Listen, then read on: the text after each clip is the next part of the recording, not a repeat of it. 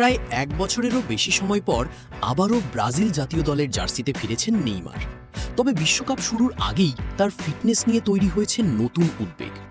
ডান পায়ের কাফ ইনজুরির কারণে পুরোপুরি সুস্থ না হলেও ব্রাজিলের অনুশীলন ক্যাম্পে সতীর্থদের সঙ্গে দেখা গেছে এই সুপারস্টারকে।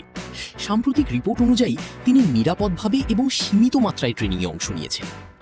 অনুশীলনে নেইমারকে বেশ সতর্ক দেখা গেলেও বল পায়ে তার জাদু যেন একটুও কমেনি। ছোট পরিসরের ট্রেনিং সেশনে একাধিক ডিফেন্ডারকে কাটিয়ে গোল করার দৃশ্য ইতোমধ্যেই ভক্তদের মধ্যে ব্যাপক আলোচনার জন্ম দিয়েছে। সামাজিক যোগাযোগ মাধ্যমে ছড়িয়ে পড়া ভিডিওতে দেখা যায় তিনি বল কন্ট্রোল, ড্রিবলিং এবং ফিনিশিংয়ে আগের সেই চেনা আত্মবিশ্বাসের কিছুটা ঝলক দেখিয়েছেন। তবে বাস্তবতা হলো ব্রাজিল দলের মেডিকেল স্টাফ এখনও তার অবস্থা নিয়ে সতর্ক অবস্থানে রয়েছে। ব্রাজিল ফুটবল কনফেডারেশনের মেডিকেল রিপোর্ট অনুযায়ী এমআরআই স্ক্যানে নেইমারের ডান পায়ের কাফে গ্রেড 2 মাংসপেশির চোট ধরা পড়েছে, যার কারণে তাকে কয়েক সপ্তাহ বিশ্রামে থাকতে হতে পারে। নতুন কোচ কার্লো আনচেলত্তি শুরু থেকেই জানিয়ে দিয়েছেন, শুধুমাত্র নামের কারণে নয়, ফিটনেস ও পারফরম্যান্সের ভিত্তিতেই দলে সুযোগ পাবেন খেলোয়াড়রা।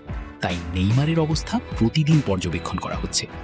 এদিকে ব্রাজিল ভক্তদের আশা, বিশ্বকাপের গুরুত্বপূর্ণ ম্যাচগুলোর আগেই পুরোপুরি সুস্থ হয়ে ফিরবেন দেশের ইতিহাসের সর্বোচ্চ গোলদাতা নেইমার। বর্তমানে তার আন্তর্জাতিক গোল সংখ্যা ৭৯, যা ব্রাজিলের ইতিহাসে সর্বোচ্চ। বিশ্বকাপের আগে নেইমারের এই ফিটনেস আপডেট এখন ব্রাজিল শিবিরের সবচেয়ে বড় আলোচনার বিষয়। যদিও ইনজুরি তাকে কিছুটা থামিয়ে দিয়েছে, তবুও অনুশীলনের মাঠে তার দেখা পাওয়া এবং বল পায়ে গোল করার মুহূর্ত নতুন করে আশার আলো দেখাচ্ছে সমর্থকদের। এখন সবার চোখ একটাই প্রশ্নে, বিশ্বমঞ্চে কি আবারও নিজের সেরা রূপে ফিরতে পারবেন নেইমার?